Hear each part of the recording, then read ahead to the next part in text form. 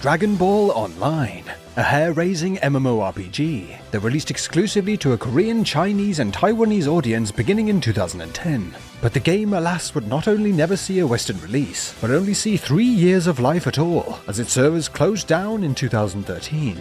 But fear not, as with a number of former greats we have jumped into recently, the game has since been revived and restored by passionate and talented fans to bring the experience back for a global audience and bigger and better than ever, thanks to those at Dragon Ball Online Global Revelations. Thank you! That's right, ladies and gentlemen, Dragon Ball Online is back and finally available and translated here in the West. It's all thanks to Verdant and their crew of fan devs that have revived it in the form of Dragon Ball Online Global, a private server diligently maintained by the aforementioned team. It's an exciting day for Dragon Ball fans everywhere. Now, before I talk about my initial foray into the game, I should mention that if you are interested in playing this game, I will be providing links in the description below to all that is necessary to get you into the world of Debug, or Dragon Ball Online Global. Know the community would love to have you, but before you jump the gun, there's some important things to know that I address in this video. Now, let us begin. Let me paint a picture for you. The year is 2010, and an 11-year-old twerp is excitedly binge-watching the Dragon Ball Z anime after just finishing the entire original Dragon Ball anime, via shady websites loaded to the brim with pop-up and banner ads. Whilst doing so, he is playing World of Warcraft on another monitor, and wishing he could play a game like WoW, but set in the Dragon Ball universe. The boy on a whim starts scouring the net for any mention of such a game, and lo and behold, he finds it. Everything he could have asked for. A tab-targeting MMORPG set in the Dragon Ball universe, where you could play as a Namekian, Majin, or human imbued with Saiyan heritage, so they could all go Super Saiyan. The world had flying, Budokai tournaments, fun quests, unique open-world experiences, and a character that aged as an expression of your game progression. Everything was perfect. Except for one thing. The fucking game was region-locked to Asia and wasn't translated in English. So my hopes, the boy's hopes, were dashed, yet he held out hope that it would see a Western release translated in English. Then in 2013 the game was shut down and what remaining hope died in the little boy's eyes like Batman's parents getting shot in front of him. The end. Until now, that is.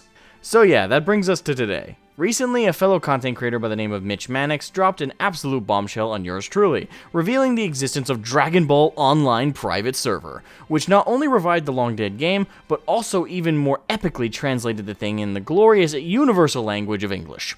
God, Verdant, I could kiss you, you beautiful human being, you!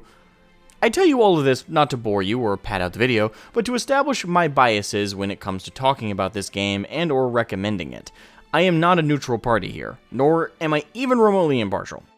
I am an overzealous Dragon Ball fan that likewise also loves MMORPGs in this vein.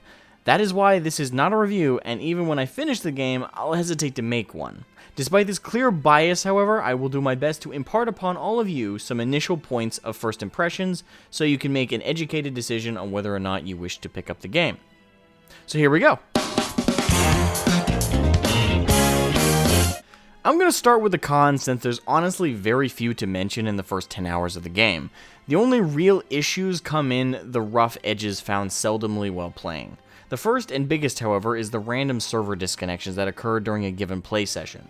In my first 10 hours, I have DC'd about 4 times. That is a disconnection every 2.5 hours, give or take, though they weren't spaced evenly. This can be extremely frustrating in all honesty, and I hope the root of the issue is handled soon, since this seems to be a common issue for a good chunk of players. The second issue I've experienced is the translations. Now, all of what is translated is intelligible, though a little rough at times. The problem, however, is more so with the rare stray quest in the world, which is entirely written in Japanese. I made sure to ask their Discord community if this was a common issue throughout the game, and I've been assured by several parties that it's rare and the vast majority of the game is translated, though it is important to note that it's still being worked on and that is not 100% quite yet. There's also this popo face on all the Hearthstone equivalent checkpoints. That shit is haunting. Inventory fills up very quickly and mob drops are frequent as well. And that's it for cons. On to the good stuff. I mean, where to begin? The game is everything I could have hoped for so far. Seems a good spot. The art style of the game is faithful to the designs and aesthetic made iconic in the manga and anime by Akira Toriyama. The world is full of animal people, dinosaurs, and beautiful environments, all in a 3D cel-shaded style faithful to the anime and manga's vibrancy and quirkiness. The beginning of the story and the initial world introduction are succinct and get you into the action with a strong forward momentum. The systems and UI are straightforward and intuitive. The music is relaxing and picks up when needed during combat, while also feeling appropriate for the universe of Dragon Ball. Early quests are simple RPG affairs, kill mobs and fetch quests, but never drag, with many carefully introducing the player to the game's systems. The skill tree is multifaceted, facilitating a bit of build craft, and there's an in-game trainers which allow you to reset the tree at any time so you're not locked into a specific approach you didn't fully think through. There are time rifts in the open world which serve as cute and amazing callbacks to the iconic moments in the lore and mythos of the Dragon Ball timeline. And thankfully, the whole game isn't about being a time patroller, reliving said iconic moments endlessly, as opposed to making your own story in the world. It's just fun side scenarios which also serve to teach essential abilities from the universe, such as charging ki or later on flight. The layout of the zones is creative and simple to navigate, which makes backtracking easy, and you don't even need to look at your minimap to know where you are and where you are going.